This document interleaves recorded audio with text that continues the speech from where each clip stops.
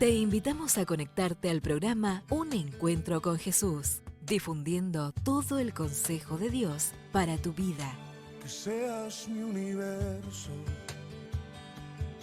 no quiero darte solo un rato de mi tiempo. Un Encuentro con Jesús, por el canal de YouTube y Facebook, todos los lunes y jueves a las 21 horas de Argentina. Que seas mi universo. Un programa de cara a la actualidad, reflexiones, noticias del ámbito cristiano y la palabra de Dios. Oh Jesús, es mi deseo, que seas mi universo. Un Encuentro con Jesús, dirige Rodolfo Vargas. Que seas mi universo.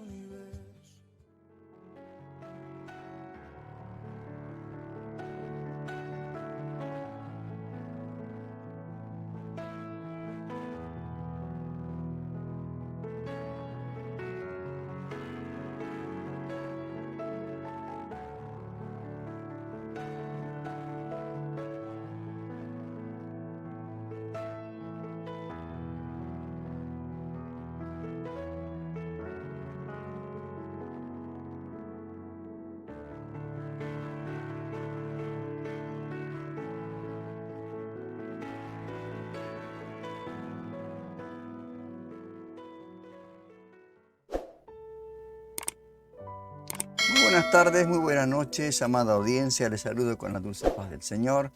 Estamos nuevamente en el programa Un Encuentro con Jesús para que juntos podamos compartir todas las bendiciones que Dios tiene para nuestras vidas en el día de hoy. Agradecemos a Dios, hermanos queridos, porque tenemos una nueva vida. Dios nos ha prestado un nuevo día de vida. A pesar de los problemas, dificultades que vive cada país, cada nación, sus falta de dinero, las devaluaciones, problemas en cuanto a los partidos políticos, las elecciones, todo esto que hace de que aún el cristiano se vea absorbido por estas situaciones. Pero nosotros vamos a descansar en el Señor. Vamos a descansar en el Señor. El Señor dijo: mi paz os doy, mi paz os dejo, mi paz os doy, no como el mundo lo da. No se turbe vuestro corazón, sino que no confiar en Él. Porque lamentablemente, hermanos, en todos los tiempos ha habido siempre este tipo de problemas. De una manera u de otra, siempre el ser humano ha sido afligido. Pero nosotros tenemos que descansar en el Señor. ¿Qué tenemos para el día de hoy? Para el día de hoy tenemos bastante material. Queremos bendecir sus vidas. Queremos bendecirnos nosotros también, porque al final, cuando hacemos memoria de todo esto que alguna vez hemos estado comentando en algunos programas, entonces para nosotros es nuevamente otra nueva bendición. Y esto es importante. Queremos llegar a todas las personas con un contenido profundo en cuanto a lo espiritual, para que, terminado el programa, las personas puedan decidir realmente tener una decisión de entregar su vida a Jesucristo. Esto es el propósito principal de todos los programas que hacemos, no solamente este. Bueno, vamos a empezar con el programa y vamos a tocar un tema realmente que preocupa mucho, ¿no? Ahí usted tiene en el cartel que está en la pantalla el tema de hoy. Dice: el analfabetismo bíblico en la iglesia actual. ¿Será así? ¿Qué opina usted? Yo creo, hermano querido, que sí, este es lo que está pasando en la iglesia de hoy. Porque como el cristiano de hoy no le gusta mucho escudriñar la palabra, estudiar, es muy flojito en cuanto, yo siempre digo, al estudio. Eso me pasó cuando estuvimos en las iglesias preparando y llamando personas que quieran prepararse para la gran comisión, prepararse para el liderazgo. Muy pocas personas han ido asistiendo a estos cursos bíblicos. Algunos hablaban como que ya se conocían toda la palabra de Dios. Me decían: no, para mí esto no es, yo ya sé. Entonces había mucha insuficiencia, y lamentablemente la insuficiencia trae consigo la ignorancia, ¿verdad? Y este analfabetismo bíblico yo creo que está preparando el escenario para el engaño del anticristo. Esto es algo real. El creciente analfabetismo, hermanos, bíblico que prevalece entre los cristianos profesantes hoy en día es el gran problema con la iglesia en esta parte de América. Y no sé si en Europa será así, pero estoy hablando de esta parte de América, ¿no? El apóstol Pablo le dijo a Timoteo en una de sus cartas, de la segunda, capítulo 4, dice: en presencia de Dios y de Cristo Jesús, quien un día juzgará a los vivos y a los muertos, cuando venga para establecer su reino. Le anticipa lo que va a pasar, ¿no? Lo que va a pasar ahora también. Te pido encarecidamente, como todo un padre espiritual, ¿no? Te pido encarecidamente, predica la palabra de Dios. Ahí está. Mantente preparado. O sea, mantente preparado, sea o no el tiempo oportuno. Corrige, reprende, anima a tu gente con paciencia y buena enseñanza. Esto está en la versión, nueva versión, la versión viviente, que es una versión muy bonita que me gusta siempre leerla. Y acá vemos, ¿no? ¿Cómo le dice Pablo? Que predique la palabra. Que se mantenga preparado, o sea, que estudie, siempre estudie, escudriña, estudie. Esto es nuestra razón de ser del cristiano. Tenemos que conocerlo a Dios. ¿Y cómo lo conocemos? Leyendo la palabra. Y dice, mantente preparado, sea o no el tiempo oportuno. O sea que hoy sí, mañana no, siempre. Desde que uno acepta a Cristo en su corazón, su libro principal, su libro de cabecera, tiene que ser la Biblia. No hay vuelta que dar. Reprende, corrígeles, reprende y anima. Esto es lo que la palabra de Dios dice. Que esto es útil para corregir, reprender, animar. Dice, a tu gente con paciencia y buena enseñanza. Porque dice, llegará el tiempo en que la gente no escuchará más la sólida y sana enseñanza. Seguirán sus propios deseos y buscarán maestros que les digan que lo que sus oídos se mueren por oír. Rechazarán la verdad e irán tras los mitos. Pero tú debes mantener la mente clara en toda situación. No tengas miedo de sufrir por el Señor. Ocúpate en decirles a otros la buena noticia, o sea, el Evangelio, ¿no? Y lleva a cabo todo el ministerio que Dios te dio. Cumple con tu ministerio. Por eso qué hermoso cuando la iglesia tiene estudios bíblicos. En el caso nuestro, la iglesia de Puerto de Paz tiene discipulado, además de escuela bíblica para los chicos, ¿verdad? Discipulado bíblico, el cual estamos realmente aprendiendo, recordando en otros casos, ¿no? Toda la palabra de Dios. Y esto es importante porque eso fortalece nuestro crecimiento espiritual y nos hace cada día más maduros. Esto es lo que tenemos que llegar a la madurez espiritual para no ser engañados por estos tiempos que el anticristo ya está arrasando con todo. El analfabetismo bíblico, como he titulado este tema de hoy, es gravísimo, hermano. Y la gente, cuando no conoce la palabra de Dios, cae en el engaño, en las falsas enseñanzas, en cualquier cosa, porque no están cimentados en la palabra de Dios. Y de ahí algunas de las herejías populares que vemos en las iglesias evangélicas, ¿no? Como en las principales hoy, en las iglesias grandes, ¿no? Mega iglesias, es el esfuerzo por ser amigable con los que quieren que la palabra les diga algo que ellos quieren escuchar. A veces no les gusta la palabra cuando no está a su agrado. Y hay iglesias que buscan, ¿no? Tener amistad con estos para no molestarlos, no incomodarlos.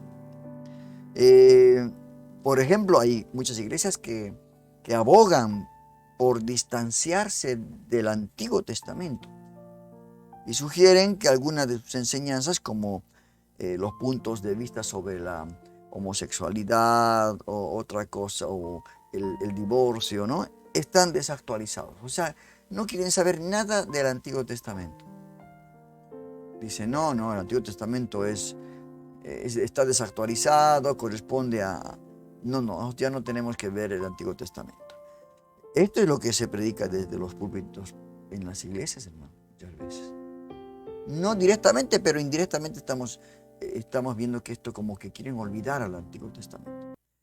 La homosexualidad, por ejemplo, así por decir un tema, estaba mal en el Antiguo Testamento, porque asociaba con el culto pagano, pero en el Nuevo Testamento dicen que no, porque Dios es amor, ¿no? Y yo creo, hermanos, que tanto en el Antiguo como en el Nuevo Testamento dice que Dios hizo al hombre y a la mujer, y los hizo para encajar en todos los sentidos, ¿no? Y luego los hizo casarse de por vida, entonces de por vida, hasta que la muerte los separe. Y así, sucesivamente, Dios puso un orden, un modelo. Algunos dicen que Dios es el Dios del Antiguo Testamento, es un Dios de venganza, pero el Dios del Nuevo Testamento, que es la antigua herejía del primer siglo, es el Dios del amor. Y eso, hermanos, es absolutamente falso. Porque Dios es el mismo Dios de ayer, de ahora y por los siglos. Así como Dios es amor, Dios también es fuego consumidor, ¿verdad?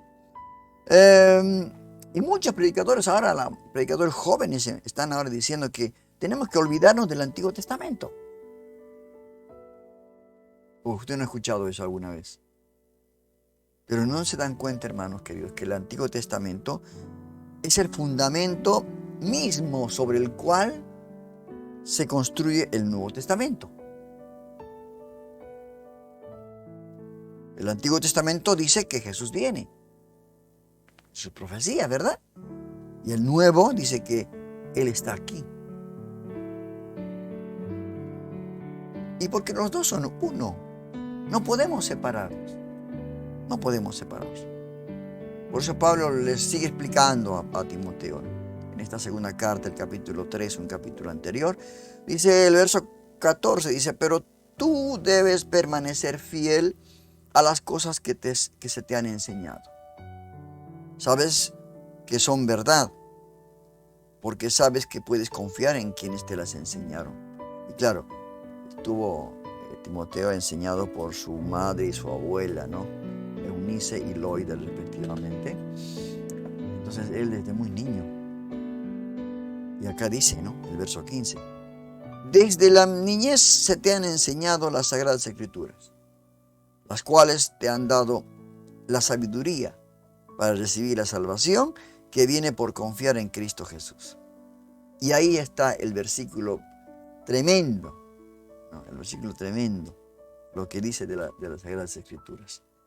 Toda la Escritura es inspirada por Dios y es útil. Toda, Antiguo y Nuevo Testamento, los 66 libros.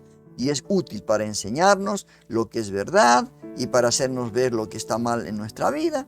Nos corrige cuando estamos equivocados y nos enseña a hacer lo correcto. ¿Qué les parece? Y el Señor en el Nuevo Testamento, Jesús mismo enseñó en el capítulo 24 y 25 de Mateo, para identificar las señales del fin, o sea, el fin de los tiempos y el anticristo. Y Jesús decía, ¿no?, que el anticristo iba a ser un hombre de paz, un político inteligente y astuto, que hará todo, que todos se sientan bien con él. Esto está ahí. Si no conocemos esto, vamos a ignorar muchas cosas. ¿Y qué más dice libro Evangelio de Mateo? Dice, luego a la mitad de los 7 años, por supuesto cambiará y comenzará a perseguir a los creyentes. Este anticristo, este hombre de paz, ¿no? Algunas señales de los últimos tiempos estamos viendo, también lo menciona Mateo, como guerras, terremotos, apostasías. Siempre han existido esto, ¿verdad? Pero a medida que se acerca el fin de los tiempos, estos dolores de parto, como que los mencionó Jesús de esta manera, se intensificarán y ocurrirán con más frecuencia. Y esto saben las mamás, las hermanas saben, ¿no? Cuando vienen los dolores de parto. El primer dolor, después se va aumentando, se va intensificando los dolores hasta que va a dar a luz un hermoso niño o niña. Y esto dejó el Señor muy claro, que sus discípulos tienen que entender, ¿no? Y tenemos que no solamente no entristecernos por esto, sino levantar la cabeza, ¿no? Decía el Señor, porque se ha acercado el día de nuestra redención. Y sabemos que el bebé está cerca de nacer ahora porque esa imagen es la que el mismo Señor nos dijo y nos dijo. Que se intensifican los dolores porque iba a nacer un bebé. Ahora, en esta situación del analfabetismo bíblico en la iglesia, primeramente esto parte en el hogar. Las familias juegan un papel vital, hermanos, ¿no? En esto del analfabetismo bíblico, para preparar todos juntos, aún hasta los hijos, para el fin de los tiempos. Y es de mucha prioridad, hermanos queridos. Aparte de lo que la iglesia, porque algunos padres se confían en lo que hace la iglesia, la escuelita bíblica, el discipulado, pero no, aparte de eso, los cónyuges tienen que estar unidos en sus creencias y enseñanzas firmes. Los padres tienen que educar a sus hijos sobre los posibles desafíos que podrían enfrentar, ¿no? Instruyéndoles a sus hijos en la palabra de Dios, como dice el libro de Proverbios. Instruye al niño en su camino, para que cuando fuere viejo no se aparte. Esto no es importante. Importante en la familia porque tanto el esposo y la esposa deben estar unidos. Y si no lo están, deben ayunar y orar hasta que lleguen a la unidad sobre cómo enseñar a sus hijos. Esta es una tarea importante, una tarea de mucha responsabilidad de los padres. ¿Se da cuenta? La familia debe estar unida. Como el hogar está unido, la familia unida y la iglesia unida. En la iglesia van las familias, ¿cierto? No podemos estar aislados, no podemos. Tenemos que permanecer juntos en una familia de fe, en el hogar, en las varias reuniones que hay en diferentes lugares, en las casas. Y después esto termina en la iglesia. Esto es importante, la unidad de fe en la iglesia.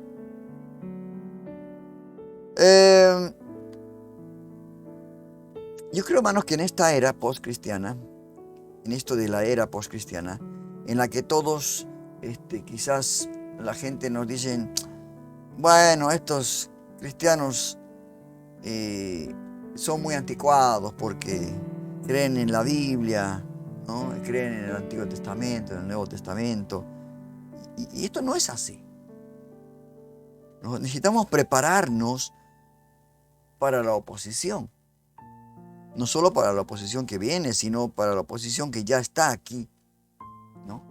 Estamos viendo cómo está realmente el enemigo, pero entrando en todo país, a toda familia, queriendo destruir a la familia.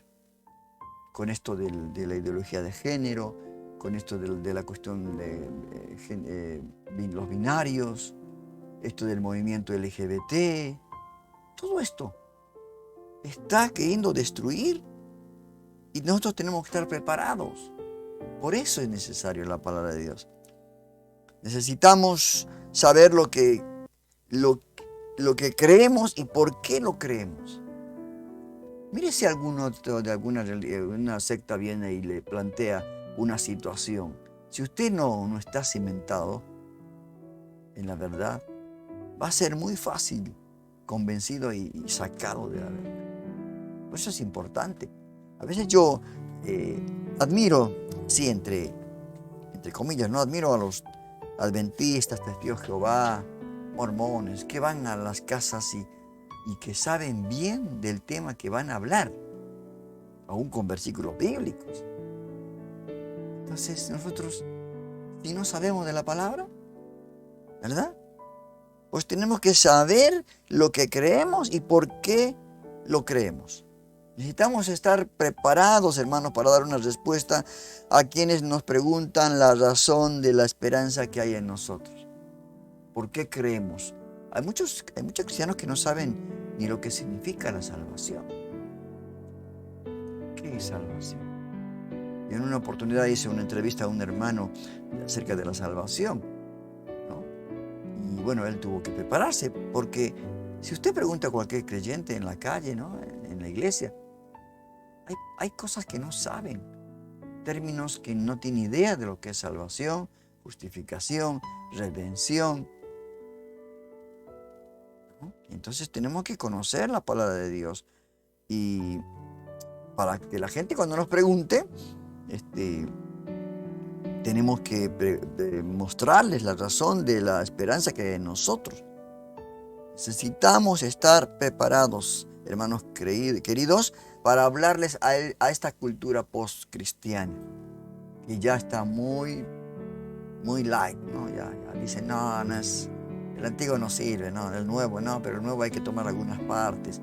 Inclusive están queriendo reescribir la Biblia en algunos países, como en la China. Y esto no puede ser, ¿verdad? Necesitamos estar preparados. Finalmente, hermanos queridos, acerca de este tema, debemos estar preparados para aceptar las consecuencias de no hacerlo, que son desagradables. Si nosotros no aprendemos, no salimos del analfabetismo bíblico, que solamente tenemos ahí nomás, muy superficial el conocimiento, entonces las consecuencias van a ser graves, van a ser muy graves y desagradables, diría yo. Entonces, yo creo que vale la pena esta advertencia, ¿no? De estar preparados, de salir de ese analfabetismo, de ese conocimiento muy liviano, ¿no? De empezar a proponernos hacer estudios, pero realmente muy diligentemente, como decía el apóstol Pablo a Timoteo, hacer estudios que nos hagan conocer, ¿no?, y saber lo que creemos. Porque va a venir días muy peligrosos, hermano. Y realmente si uno no sabe presentar, si no sabe ser un apologista, defensor de su fe, entonces lo van a confundir. Y más a los chicos, a los jóvenes en universidades. Ha habido testimonios de gente que sus hijos eran buenos cristianos, llegaron a la universidad y por falta de un conocimiento firme y sólido en la palabra, han sido desviados y ahora están en el camino, ¿no? Están fuera del camino, perdón. Entonces, esto nos tiene que llamar a una profunda reflexión, y en especial a los pastores, ¿no? A dar la enseñanza realmente, pero de la sana doctrina. No buscar amiguismos, no buscar, como dice, no buscar adulterar la palabra, colocarla para mis beneficios propios, quizás para que los otros no se molesten. Y el apóstol Pablo le dijo que usa bien la palabra de verdad. Tiene que ser como un obrero que usa bien la palabra de verdad, que corta derecho, que no puede adulterar la palabra, cambiar el sentido. No. Tenemos que predicar la palabra, la sana doctrina. Y esto está en las manos, ¿no?, de los líderes, de todos aquellos que realmente están al frente de una congregación. Y yo creo, hermanos, que esto va a ser, este tema que hoy abordamos va a ser un tema que muchos lo van a comentar en sus iglesias, algunos pastores, y yo creo que van a tener que tomar una decisión, ¿no? Ver cómo está la iglesia, cómo está de conocimiento, hacer un examen, ¿no? Hacer unas preguntas, respuestas, algo para ver cómo está la iglesia, ¿no? Cuál es el parámetro, lo que en la iglesia de conocimiento tiene, ¿verdad? Así que, bueno, sigamos meditando y sigamos con el programa, porque hay todavía mucho material para compartir con ustedes estas bendiciones del Señor. Vamos a escuchar un un tema, un intervalo musical y luego estamos pasando a la meditación que siempre nos trae el pastor Sinali con unas reflexiones tan cortitas. Vamos a escuchar un tema musical. Porque todos los momentos son especiales con Dios. Te invitamos a continuar con nuestra música. Radio Vida Nueva Online. Play Store Vida Nueva Online. Tu radio amiga. Difundiendo todo el consejo de Dios. Todo pasará.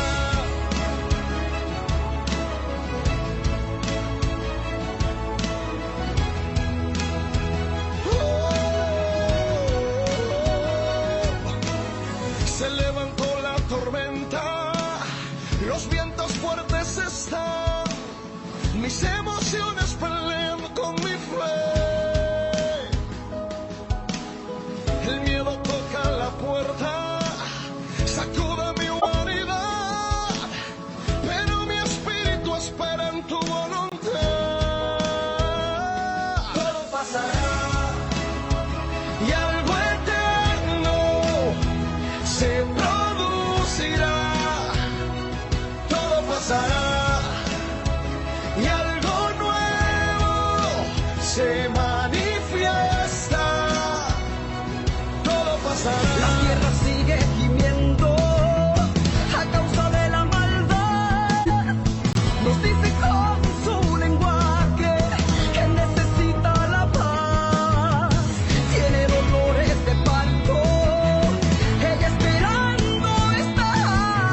Se manifiesta en los hijos, trayendo la libertad.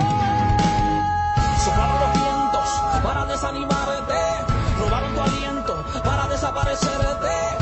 Pero claro, no saben que tú no caminas por suerte, caminas por fe, y lo que vino a dañarte hizo más fuerte y te levanta. Las ráfagas ya no te aguantan, la oscuridad ya no te espanta. Tú brillas, peleas y cantas, grita y los muros quebrantan.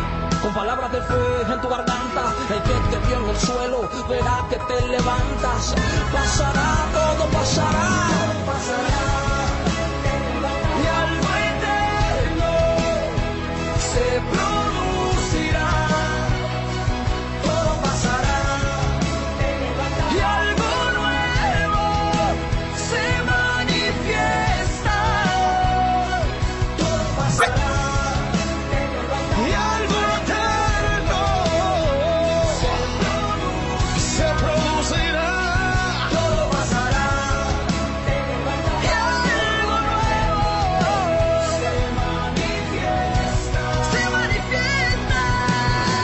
Aunque sea difícil y no pueda entender, Yo sigo creyendo, pues en ti está mi fe.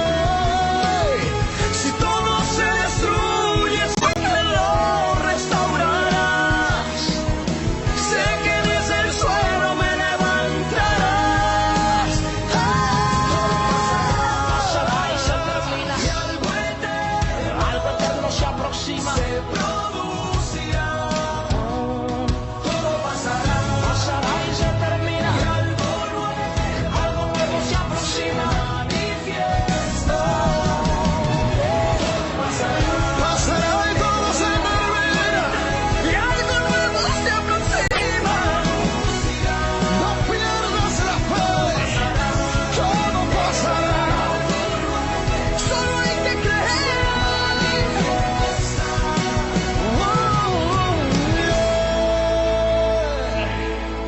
Todo pasará. Todo pasará.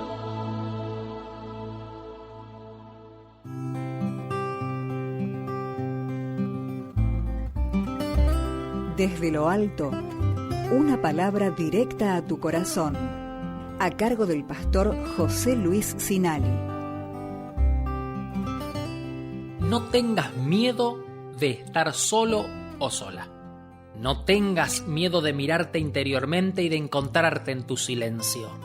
Ten miedo, eso sí, de ser un solitario, aislado de tus hermanos, desconfiado, sin amigos y sin comunicación. Nunca temas decir la verdad, expresar con claridad lo que sientes y afirmar aquello que has visto o has oído. Teme más bien engañarte a ti mismo, autoconvencerte de la mentira o colocar máscaras en tu rostro. Sé tú mismo en donde estés, aceptando a los otros como son. Vive con intensidad y dinamismo. Rompe tus murallas y levántate. Vive con y para Cristo, y la vida será para ti un canto, y cada día será una fiesta.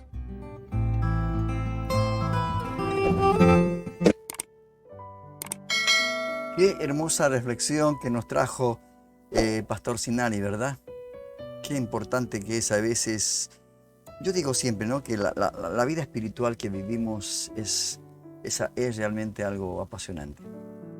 Desde que hemos aceptado a Cristo en nuestro corazón, ya no estamos solos, Él está con nosotros, el Espíritu Santo mora en nosotros, ¿no? Y eso es tan importante, hermanos.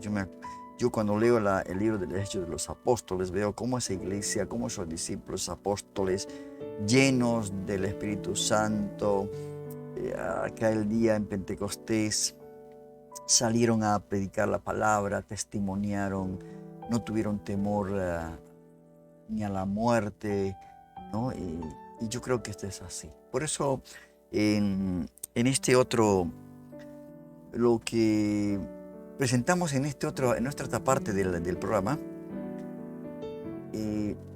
yo le puse como título 2 personajes bíblicos y 2 respuestas bíblicas. Y los personajes para este día de hoy es el apóstol Pablo. Lo vamos a traer a nuestro escritorio imaginario. Y otro va a ser el apóstol Pedro, otro hombre de Dios que se reunieron para responder acerca de algunas preguntas que yo siempre digo, ¿no?, que cuando estemos allí en la presencia de Dios, estaremos viendo a todos estos hombres de Dios, mujeres de Dios, y seguramente que vamos a preguntarles algunas cosas. Quizás nosotros no teníamos tanto conocimiento, pero ellos sí, porque ya cumplieron la carrera. Y referente a Pablo, el apóstol Pablo, un hombre de Dios, un hombre que realmente su conversión fue de 180 grados en su vida, un cambio total, que pudo hablar de la llenura del Espíritu Santo. Él dijo: no os embriaguéis con vino, en lo cual hay disolución, sino más bien ser lleno del Espíritu Santo. Y yo le preguntaría, ¿qué es ser lleno del Espíritu Santo? ¿No? Cualquiera de nosotros también preguntaría qué es ser lleno del Espíritu Santo. Y miren lo que él nos contestaría, ¿no? Diría él: ser lleno del Espíritu Santo es experimentar la plenitud y la guía del Espíritu Santo en nuestras vidas como creyentes en Jesucristo. Vamos a analizar también estas respuestas, ¿verdad? Dice: cuando somos llenos del Espíritu Santo, permitimos que Él nos llene, controle y dirija en todas las áreas de nuestra vida. Esto es una gran verdad. Ser llenos del Espíritu Santo nos dice que tiene que estar, Él controla y dirige nuestras vidas, ¿no? Dice: cuando el Espíritu Santo nos llena, experimentamos un renovado poder y autoridad espiritual. Esto pasó, ¿no? Cuando los discípulos fueron llenos del Espíritu Santo, no solamente predicaron, la predicación fue tremenda, ¿no?, con mucho poder, sino también iba acompañado de señales y prodigios. Él dice, Pablo, ¿no?, Él nos capacita para vivir una vida santa, para resistir la tentación y para mostrar los frutos del Espíritu con amor, gozo, paz, paciencia, benignidad, bondad, mansedumbre, dominio propio, templanza. Claro, cuando el Espíritu Santo viene en nosotros, tenemos la llenura del Espíritu Santo, esa llenura nos capacita no solamente para testificar, sino dice para resistir la tentación. Sino, ¿cómo podríamos resistir la tentación?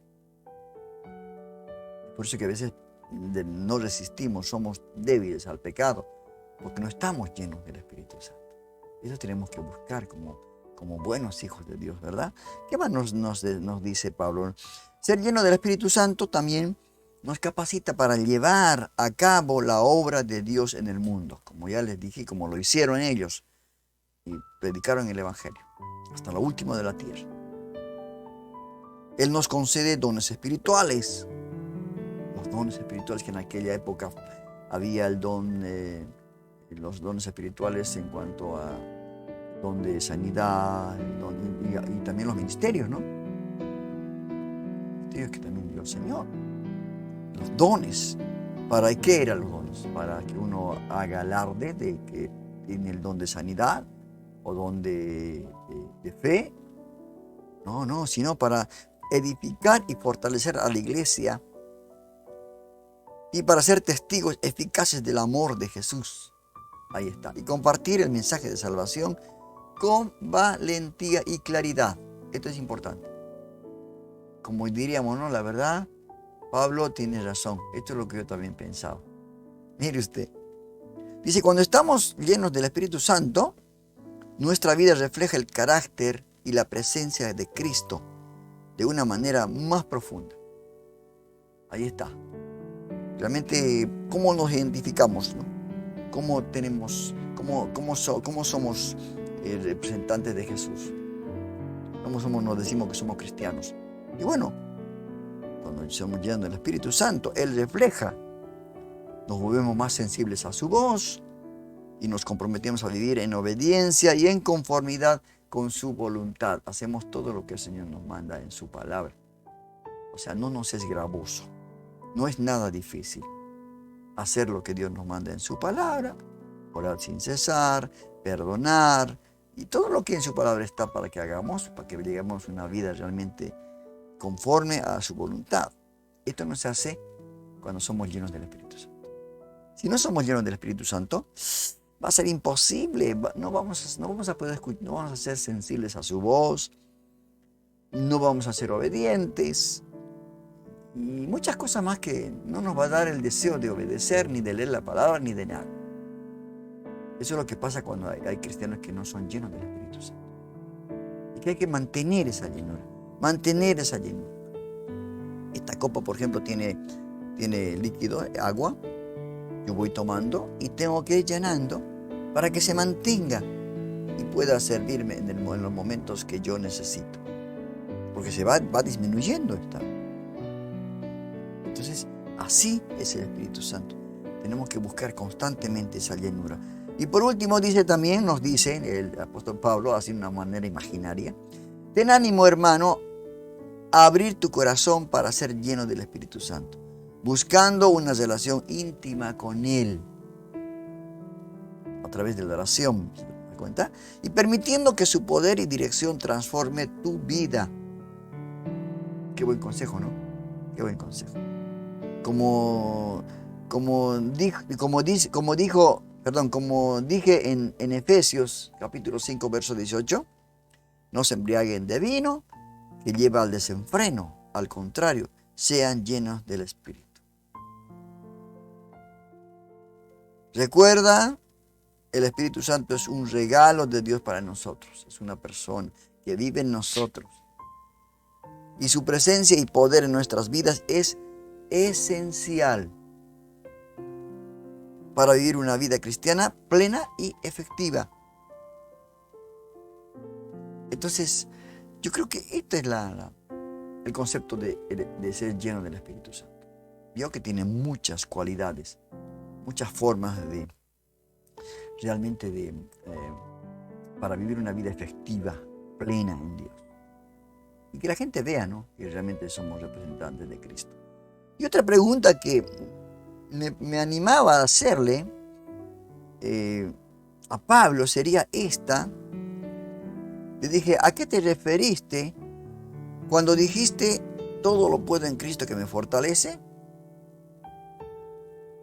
¿Y qué me respondió Pablo? A ver, ¿qué sugiere usted que me respondió? Me dijo, cuando dije todo lo puedo en Cristo que me fortalece, esto está en Filipenses 4:13, me refería a la confianza, la convicción de que a través de la fortaleza que Jesucristo nos brinda, podemos enfrentar cualquier desafío o circunstancia que se nos presente en la vida. Porque a veces nosotros confundimos esto de que todo lo puedo en Cristo que me fortalece. Aplicamos para cualquier cosa, ¿no? Y esto no es tanto así. Porque imagínense si tengo que hacer algo que no está de acuerdo a la voluntad del Señor, algo malo, y no puedo aplicar esto, ¿verdad? Esta declaración, dice Pablo, no significa que puedo hacer cualquier cosa, ¿vio? Ahí está lo que dice, ¿se da cuenta? Sin límites o apartado de la voluntad de Dios. Esto no significa eso. Más bien, se trata de reconocer que en Cristo tengo la capacidad, la gracia y la fortaleza para perseverar, superar obstáculos, resistir la tentación y cumplir con los propósitos de Dios para mi vida. Cuando digo todo lo puedo en Cristo que me fortalece, entonces estoy reconociendo que en Cristo tengo la capacidad, la gracia, la fortaleza para perseverar, para superar.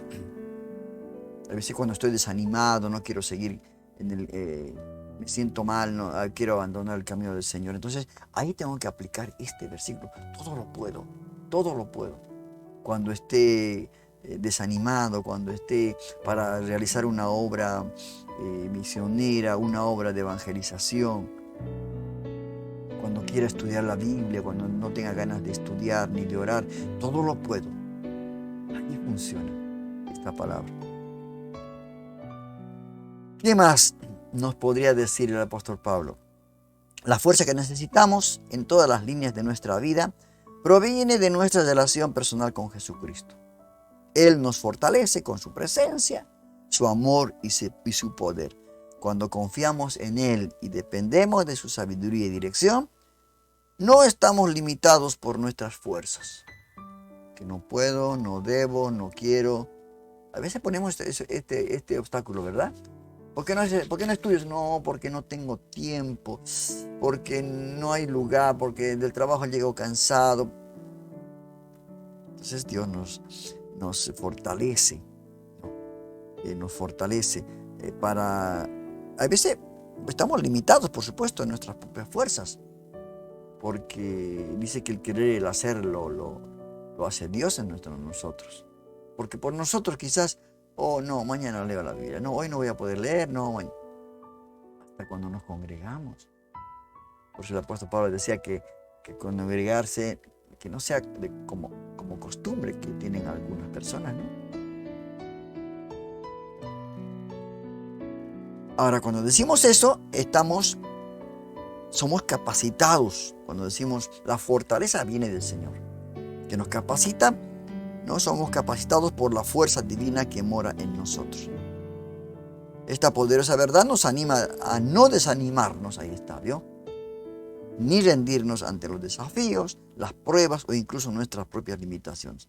En lugar de eso podemos confiar en Dios, que en Dios nos equipara y nos dará la fuerza necesaria en cualquier situación que enfrentemos. Recordemos que el contexto, ahí está, ¿no? El contexto, porque este versículo bíblico, fuera de su contexto, es un pretexto para hacer cualquier cosa que no está dentro de la voluntad de Dios. Entonces, recordemos, me dice Pablo, que el contexto de la afirmación de Filipenses 4:13 es que se habla en medio de las circunstancias difíciles. Él sabía lo que significaba estar en necesidad. Él lo dijo, ¿no? Cuando sé estar en necesidad y en abundancia, ¿no? Pero en cualquier situación, su fortaleza y su confianza venía de su relación con Cristo. Señor, estoy en escasez, voy a seguir adelante. Todo lo puedo en Cristo que me fortalece.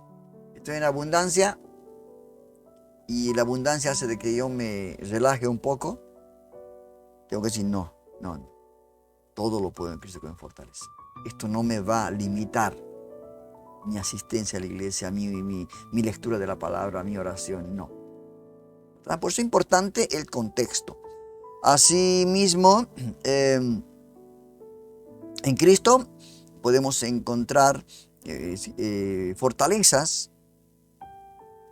Cuando confiamos en el Señor, dependemos de su guía y nos apoyamos en su amor y promesas. Encontramos la paz y la fortaleza necesaria para enfrentar todo lo que la vida nos presente.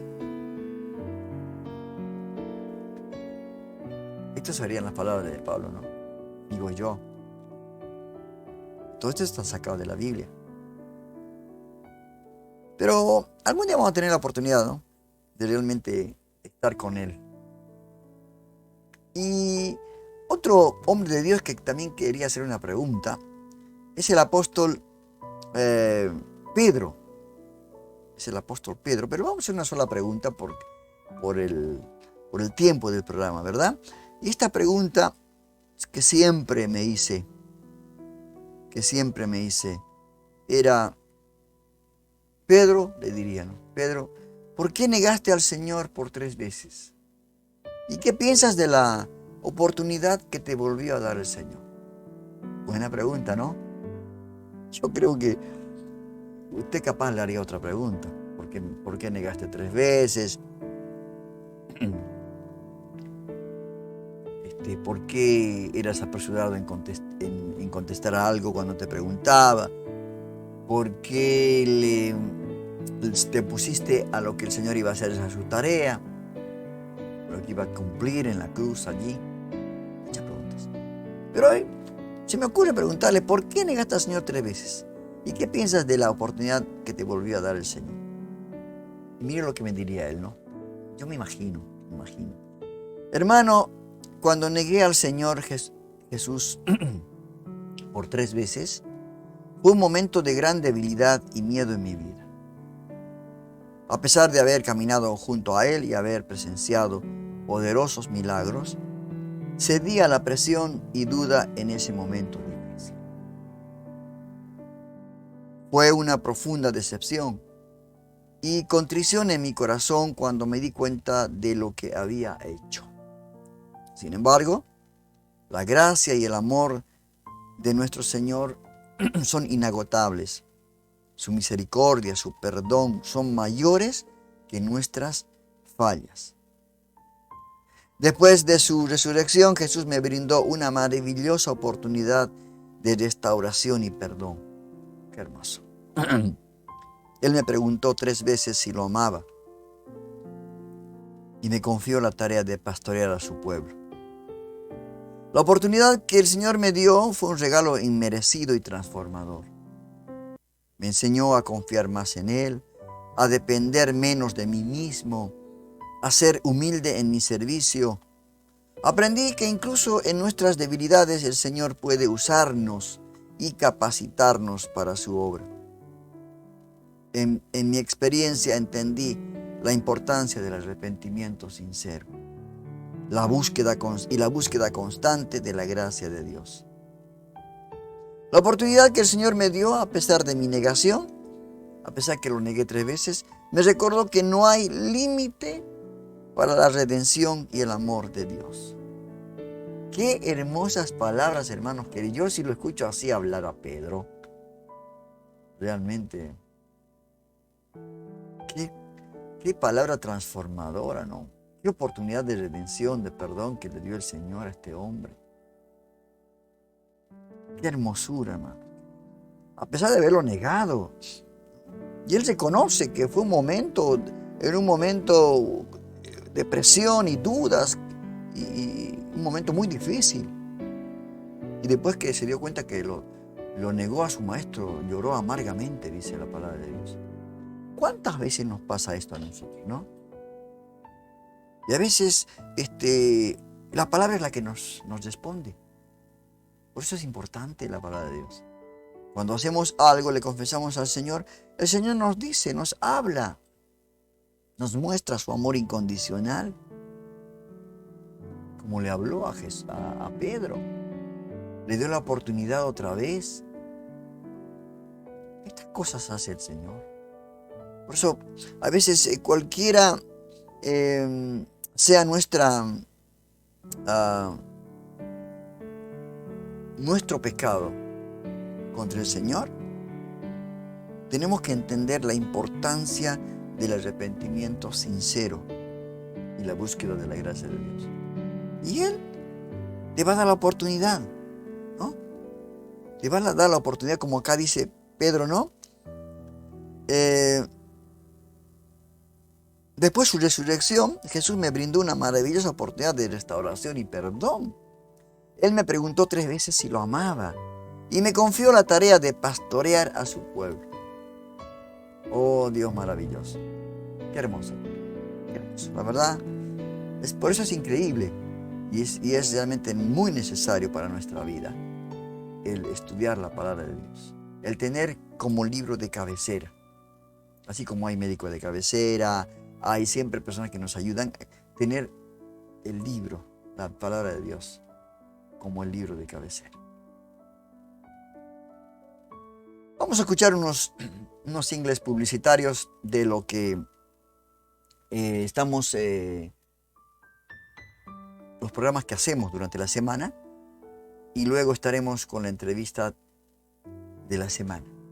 Esta vez estará nuevamente el pastor Miguel Núñez, pastor de la Iglesia Bautista Internacional, hablando del tema de la ideología de género. ¿Cómo podemos abordar a estas personas? Sin herirlas, sin ofenderlas, ¿no? Tratando de que realmente la palabra de Dios sea para ellos una puerta de salida a sus vidas. Vamos a escuchar el single publicitario y luego estamos con esta entrevista de la semana a través del pastor Miguel Núñez.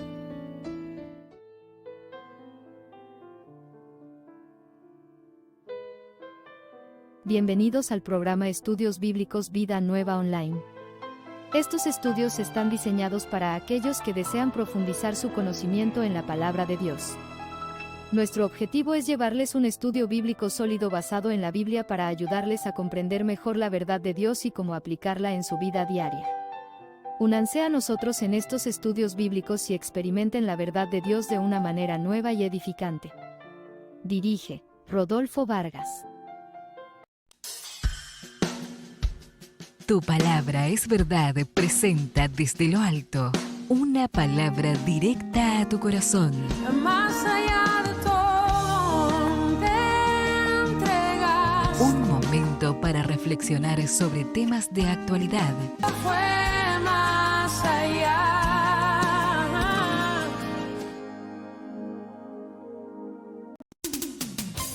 Un encuentro con Jesús presenta Panorama Cristiano de Noticias. Lo que debes saber, lo que necesitas saber, lo que nos preocupa saber. Estamos con la información más destacada del día, comprometidos con la verdad. Esto es Panorama Cristiano de Noticias.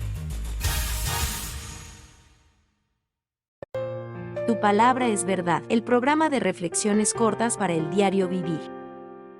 En este espacio, exploraremos juntos ideas y pensamientos que nos inspiren, nos motiven y nos guíen en nuestro camino. A través de palabras sinceras y profundas, encontraremos la sabiduría necesaria para enfrentar los desafíos de la vida y descubrir el verdadero significado de nuestras experiencias. Encontranos por Spotify y comparte con tus amigos estas verdades espirituales. Cada vez estamos más cerca de que el mundo acabe. Desastres, guerras y pandemias se repiten en los titulares una y otra vez.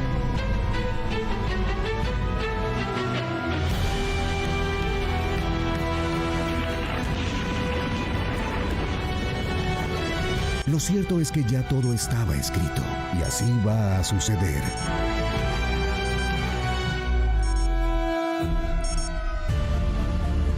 Pero también Dios tiene un plan escrito para ti y quiere revelarte una verdad que salvará tu destino. La verdad de Jesucristo. Conoce cómo la verdad de Jesús puede cambiar tu vida.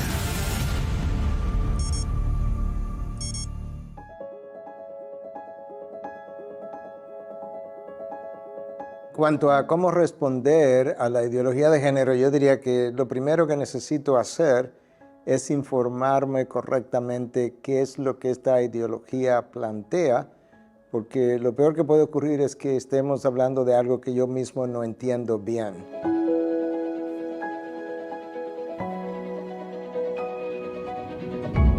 Lo segundo es que debemos evitar caricaturizar las posiciones contrarias.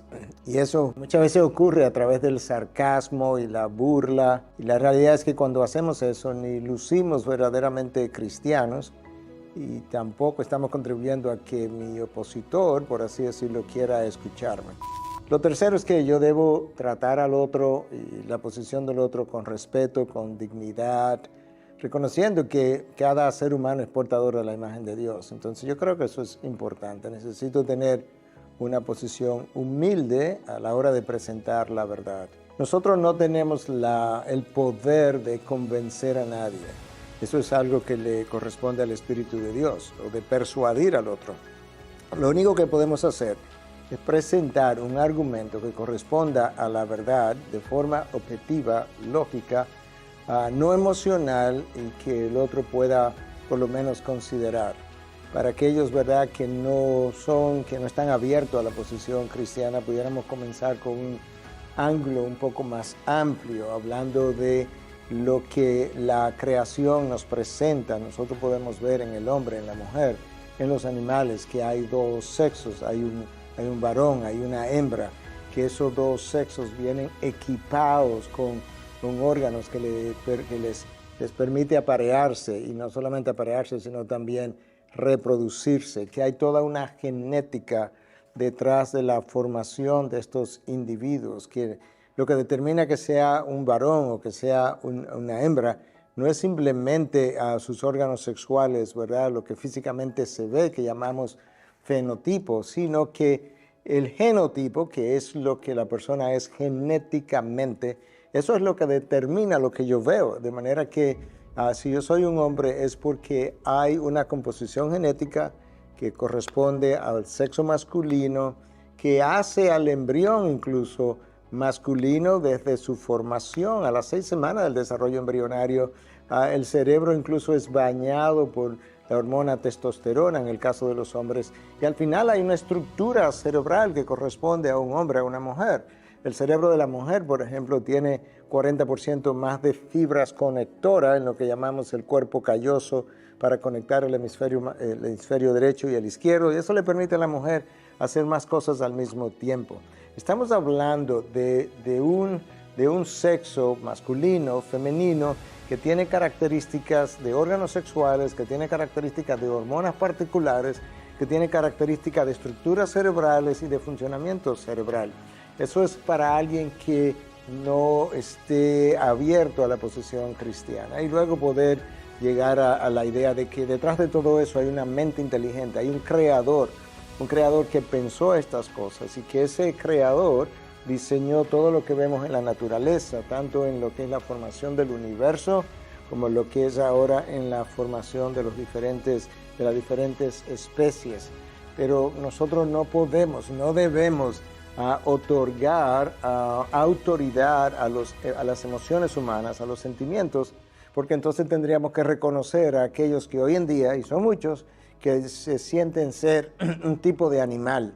De hecho, en Massachusetts se cuenta que hay una colonia de 3,000 personas que dice que son animales. Entonces, ¿qué vamos a hacer? Vamos a legislar también para aprobar las emociones y sentimientos de esas personas. Y parte de lo que la sociedad ha perdido es su sentido de la lógica, y le ha concedido autoridad, e incluso quiere ahora demandar que se legislen leyes a favor de la aprobación de lo que son puramente mis emociones y sentimientos, que hoy están y mañana pueden cambiar.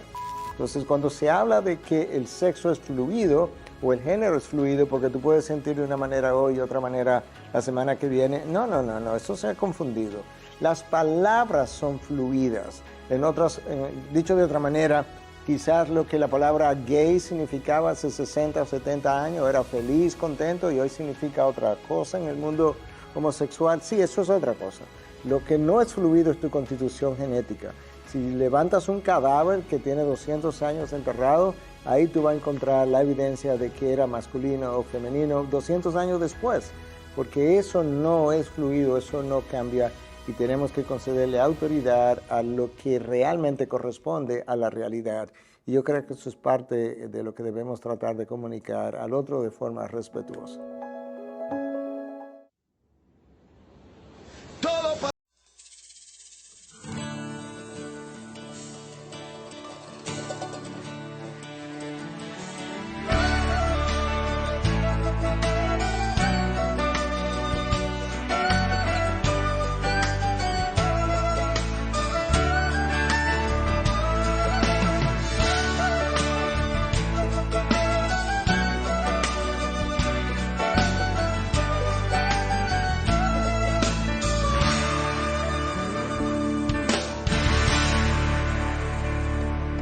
Elegiste un camino angosto para andar y pensabas que a tus pasos rosas ibas a encontrar. La verdad, elegiste un camino angosto para andar y pensabas que a tus pasos rosas ibas a encontrar. Le dijiste a Jesús, llegaré hasta el final. Son palabras que no puedes olvidar. Difíciles, cansado estás, Jesús te sostendrá. Difíciles, cansado estás, Jesús te sostendrá.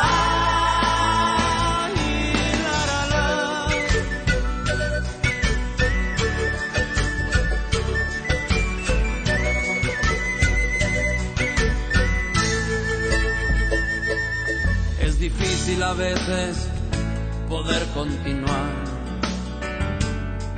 Los problemas que te oprimen y te hacen desesperar. Claro, es difícil a veces poder continuar. Oh sí, oh sí. Los problemas que te oprimen y te hacen desesperar. Piensa que alguna vez hubo en tu lugar quien una cruz pesada tuvo que cargar. Difíciles, cansado estás, Jesús te sostendrá. Difíciles, cansado estás, Jesús te sostendrá en tus brazos de amor. Difíciles, cansado estás, Jesús te sostendrá.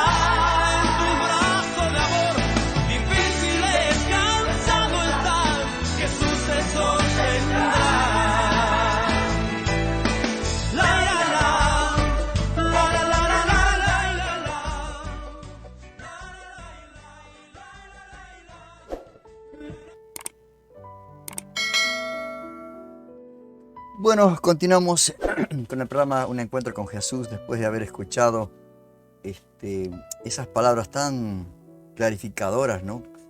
Acerca de cómo abordar a una persona que está en esto de la ideología de género. Tratar de no hacer burla, tratar de explicarles.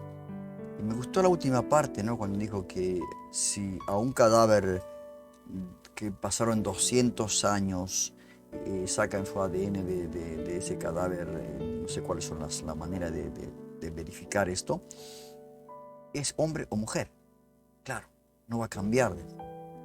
Explicó tan detalladamente, hermano, porque este pastor es infectólogo, es médico, y la verdad que no nos quedan dudas de que esto es otra de las artimañas del enemigo, ¿no? Que quiere confundir a la gente. Ha confundido a este grupo, ¿no? a este movimiento.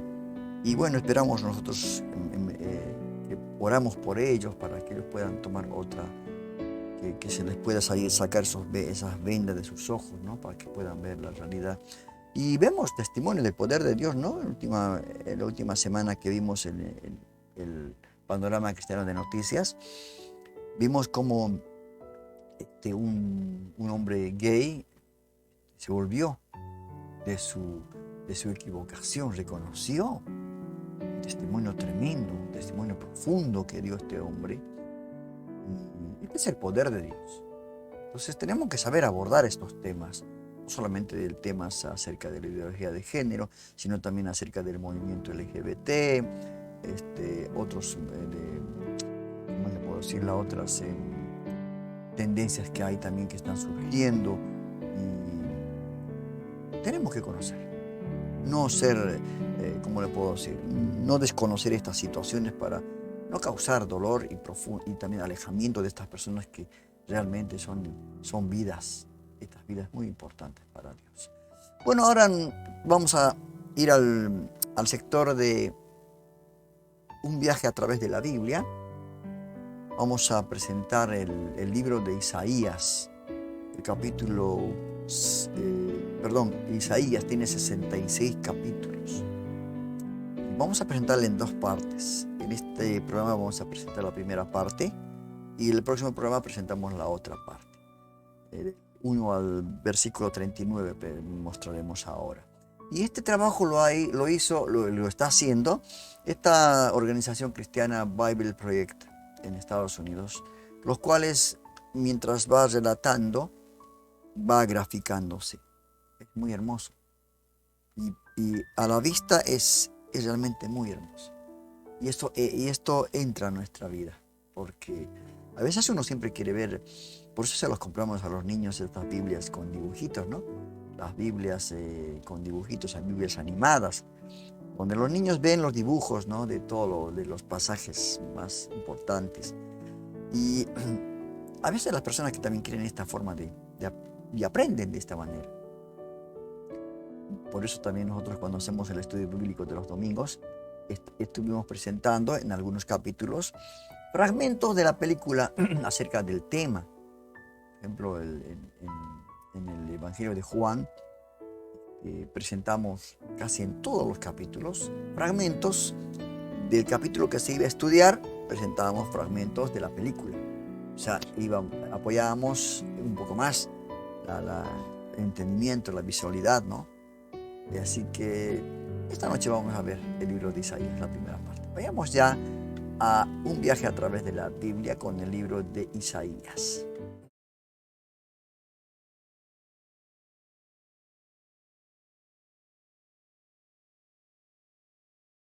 El libro del profeta Isaías.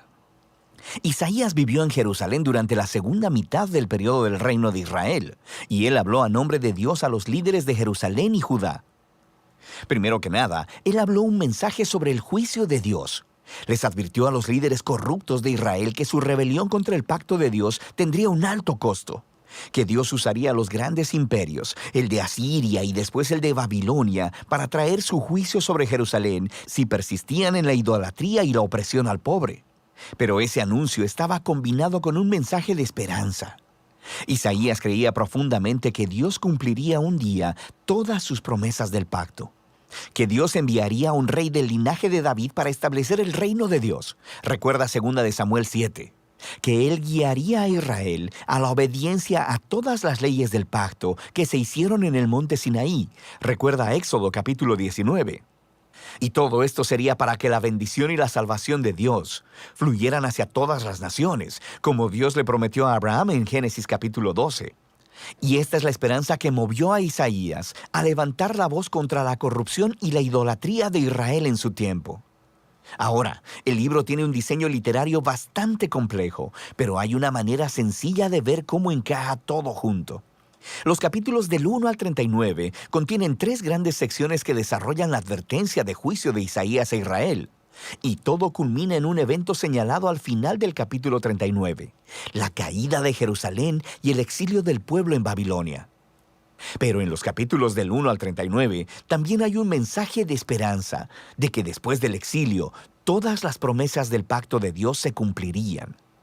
Y en los capítulos del 40 al 66 retoman esa promesa de esperanza y la desarrollan más. En este video solo nos enfocaremos en los capítulos 1 al 39. La primera sección principal se enfoca en la visión de juicio y de esperanza de Isaías para Jerusalén. Y comienza conforme Isaías acusa a los líderes de la ciudad de rebeldía contra el pacto, idolatría e injusticia. Y Dios dice que Él juzgará a la ciudad enviando a las naciones a conquistar a Israel. Isaías dice que esto será como un fuego purificador que acabará con todo lo que es indigno en Israel para crear una nueva Jerusalén que esté poblada por un remanente que se ha arrepentido y regresado a Dios. E Isaías dice que entonces será cuando el reino de Dios vendrá y todas las naciones vendrán al templo en Jerusalén y aprenderán de la justicia de Dios, produciendo un tiempo de paz universal y armonía. Ahora, esta narrativa básica del juicio sobre la vieja Jerusalén, purificándola en una nueva Jerusalén, será repetida una y otra vez a lo largo del libro, siendo cada vez más detallada. Entonces, en el centro de esta sección tenemos la gran visión de Isaías.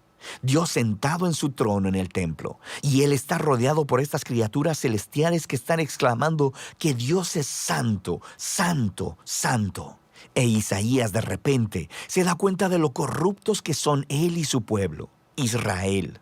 Y él está convencido de que va a ser destruido por la santidad de Dios, pero no es así.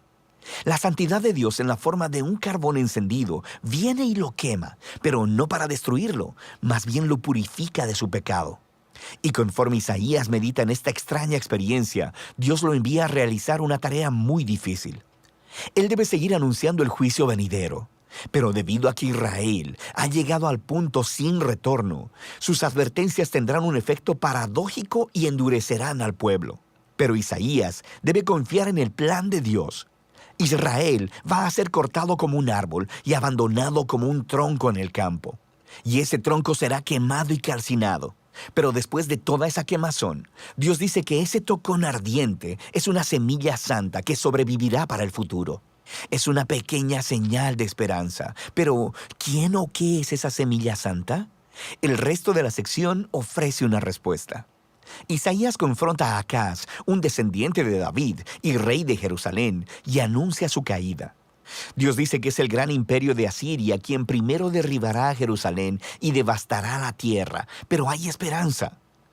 Por la promesa de Dios a David, después de esta destrucción, Él enviará un nuevo rey llamado Emanuel, que significa Dios con nosotros. Y el reino de Emanuel liberará al pueblo de Dios de los imperios violentos y opresores. E Isaías describe a este rey venidero como un retoño nuevo que surgirá del viejo tronco de la familia de David. Y este rey es la semilla santa del capítulo 6.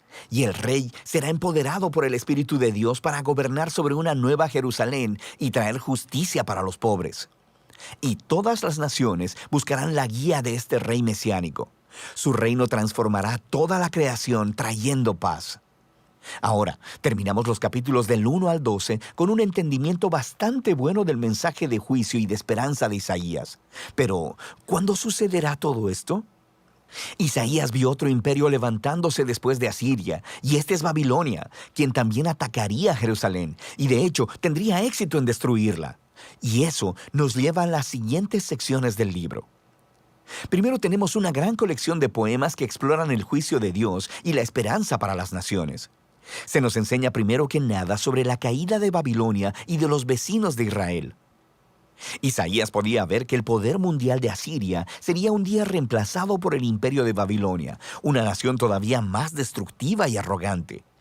Y los reyes de Babilonia decían que eran más grandes que todos los otros dioses, así que Dios promete hacer caer a Babilonia. Y no solo Babilonia, Isaías nombra a los vecinos de Israel, acusándolos a todos de la misma clase de orgullo e injusticia, y predice su ruina eventual. Pero recuerda, para Isaías, el juicio de Dios nunca es la última palabra, ni para Israel ni para las naciones. Y eso nos lleva a la siguiente sección, que es una serie de poemas que cuentan la historia de dos ciudades. Está la ciudad enaltecida, que se ha exaltado a sí misma por encima de Dios y se ha vuelto corrupta e injusta. La ciudad es un arquetipo de la humanidad rebelde. Y se describe con un lenguaje que se toma prestado de las descripciones anteriores de Isaías de Jerusalén, Asiria y Babilonia, puestas todas juntas. Esta ciudad está destinada a la ruina y un día será reemplazada por la nueva Jerusalén, donde Dios reina como rey sobre una humanidad redimida, proveniente de todas las naciones, y no hay más muerte o sufrimiento. Estos capítulos son el clímax de esa sección y muestran cómo el mensaje de Isaías apunta mucho más allá de su tiempo.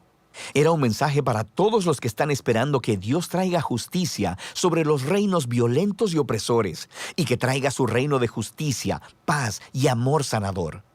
La siguiente sección regresa el enfoque al ascenso y al descenso de Jerusalén.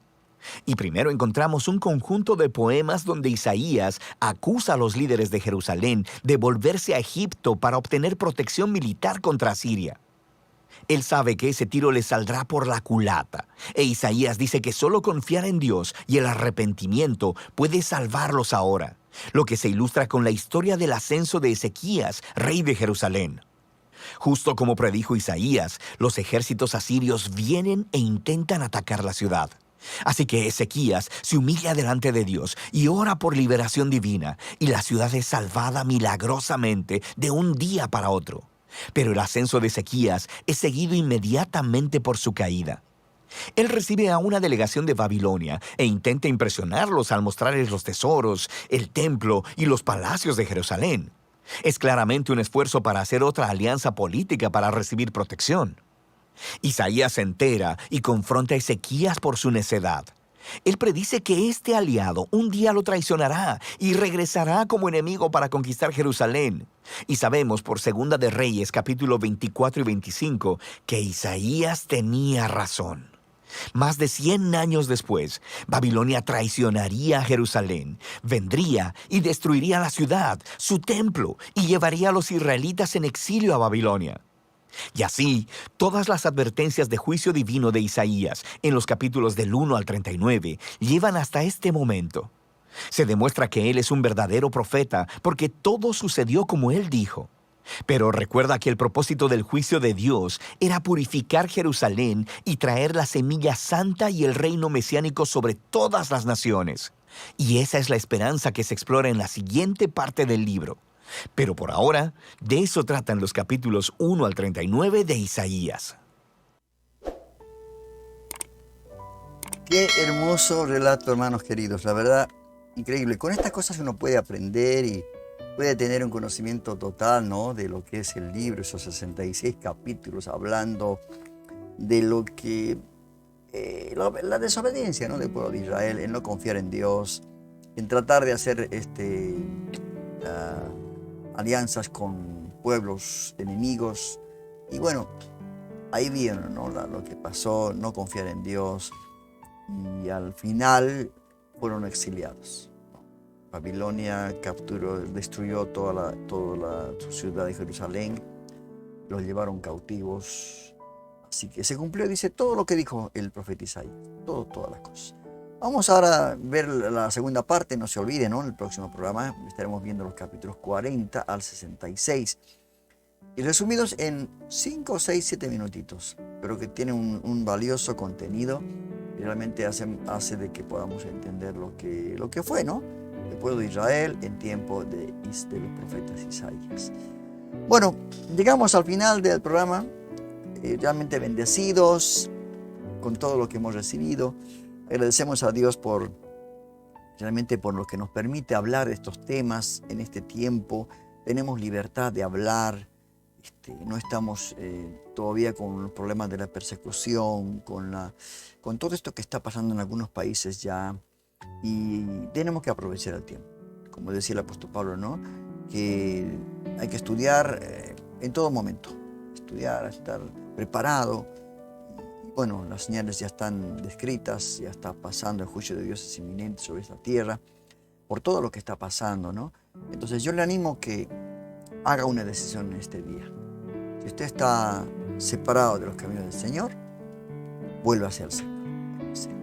Así como Pedro tuvo la oportunidad de reconciliarse con el Señor y el Señor lo restituyó, lo restauró, ¿verdad?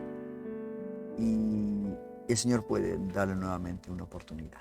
Hágalo, porque el tiempo está cerca y nuestro destino tiene que ser el lugar donde Jesús fue a preparar, no el lugar de condenación eterna, ¿cierto?